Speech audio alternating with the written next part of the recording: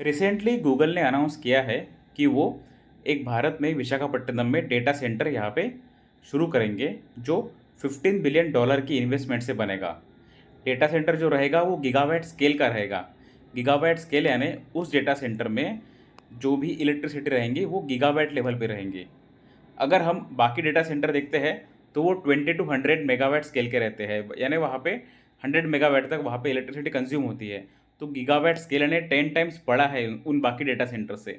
एक ये बहुत बड़ी बात है, विशाखापट्टनम जैसी सिटी में गूगल का डेटा सेंटर यहाँ पे हो रहा है। और ये डेटा सेंटर ये मेनली फोकस करेगा एआई बेस्ड कंप्यूटिंग के लिए, यानी आने वाले दिनों में जो भी कंपनीज होगी, जो भी इंस्टीट्यूशंस होंगे, उनको एआई की ज़रूरत तो होती है कंप्यूटिंग करने के लिए। तो उसके लिए जो सर्वर चाहिए, डेटा सेंटर चाहिए, उसकी जो नीड रहेगी वो विशाखापट्टनम के गूगल के डेटा सेंटर से सर्व होएगी। दूसरी बात यह है कि विशाखापट्टनम अब आने वाले दिनों में कनेक्टिविटी हब बनेगा। कनेक्टिविटी हब मतलब जो भी सब सी और सी बेस केबल रहते हैं वो अभी विशाखापट्टनम तक कनेक्ट हो जाएंगे।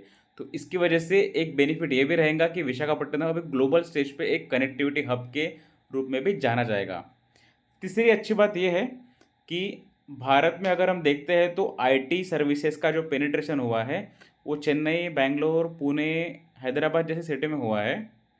अब क्या होगा, डेटा सेंटर के इस्टेब्लिशमेंट के बाद वो विशाखापट्टनम जैसे टायर 2 सिटी में भी हो रहा है, जिसकी वजह से एम्प्लॉयमेंट जनरेशन तो होगा ही होगा, लेकिन अब इसका एक मैसेज भी जाएगा कि जो टायर 2 सिटीज़ है वो भी अब कोप अप कर रही है धीरे धीरे जो भी ग्लोबल ऐसे इन्वेस्टमेंट हो रही है उनके लिए।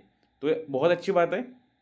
और फोर्थ जो इम्पोर्टेंट चीज़ है कि 10 साल पहले आंध्र प्रदेश का जो बाइफर्केशन हुआ था, आंध्र प्रदेश और तेलंगाना इनके बीच में, तो तेलंगाना के हिस्से में हैदराबाद गया था। आंध्र प्रदेश के पास इतनी बड़ी सिटी थी नहीं।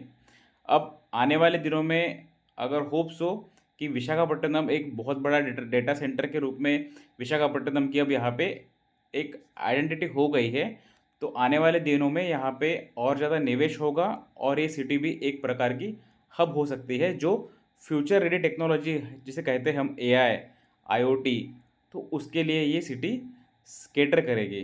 तो अभी ये बहुत इंटरेस्टिंग बात है भारत के लिए भी, क्योंकि ये जो डेटा सेंटर है ये यूएस के बाद और यूएस के बाहर सबसे बड़ा डेटा सेंटर है जो भारत में अभी होने वाला है।